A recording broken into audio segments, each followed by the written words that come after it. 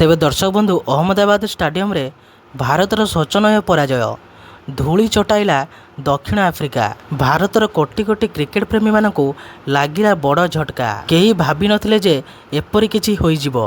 तेबे क्रिकेट रे तो हार जीत अछि, किंतु एमिति हारिबा एक लज्जाजनक विषय। तेबे अहमदाबाद नरेंद्र मोदी स्टाडियम रे खेला जाइतिबा हाई वोल्टेज मैच रे दक्षिण आफ्रिका 76 रन रे भारत को परास्त करी समस्त को चकित कर देछि। निज मैदान और निजर हजार हजार प्रशंसक सम्मुखें खेलुथिले हैं भारतीय दल एही मुकाबिला रे संपूर्ण विफल साब्यस्त होइछि।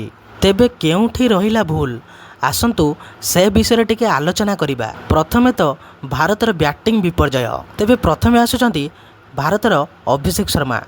तेबे अभिषेक शर्मा 3टी मैच रे 0 रन करी आउट होइतिले एवं एही मैच रे मात्र 15 रन करि पारिले। सेही परि तिलक वर्मा मध्य किछि करि पारिले नाही।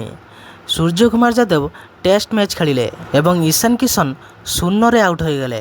भाइस कैप्टेन को बसाई वाशिंगटन सुंदर को खेला जाइतिला, से मध्य बैटिंग एवं बॉलिंग रे किछि करि पारिले नाही। जदि भाइस कैप्टेन अक्षर पटेल खेली थांते ताहले से बैटिंग एवं बॉलिंग रे किछि जोग देई थांते, किंतु वाशिंगटन सुंदर किछि करि पारिले नाही। तेबे अक्षर पटेल को बसाई वाशिंगटन सुंदर को खेलाइबा ठीक के भूल आपण मानकर मतामत कमेंट माध्यम निश्चय जणाइबे। तेबे आपण मानकु कहि रखुछु जे प्रथमे बैटिंग करी दक्षिण आफ्रिका निर्धारित ओभर रे 187 रन रो एक बड़ स्कोर छिड़ा करथिला, जहाँ भारतीय बोलर को बेस ओढ़ुआरे पकाइथिला। तेबे 128 रन रो विजय लक्ष्य नहीं मैदान को ओह्लाइथिबा टीम इंडिया प्रारंभर ही बैटिंग विपर्जयर सम्मुखीन होइतिला।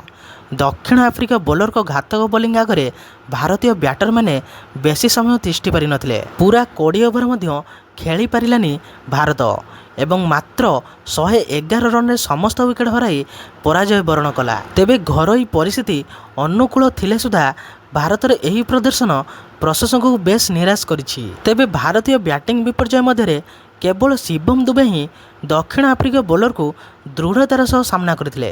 से 37 बॉलू 42 रन एक संघर्षपूर्ण पारी खेली। दुबे 19तम ओभर पर्यंत एकाकी क्रीज रे लड़ाई जारी रखिथिले हैं अन्य कोनोसी बैटर को पक्षरु तांकु सहयोग मिली नथिला।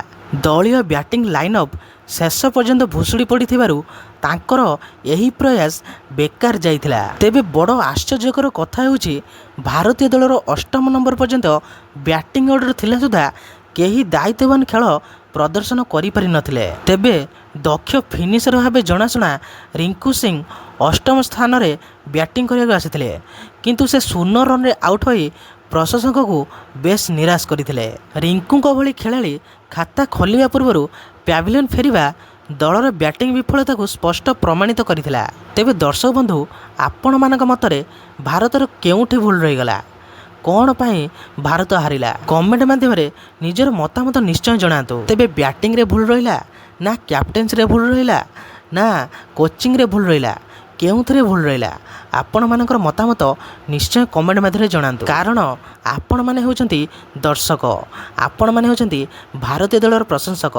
तेबे भारतीय दलर केउठी भूल रहिगला कमेंट माध्यम निश्चय जणाइबे। एवं यही भली वीडियो देखा चाहते वीडियो गोटे लाइक एवं चैनल को सब्सक्राइब करदे। तेबे रहिली जय श्री राम।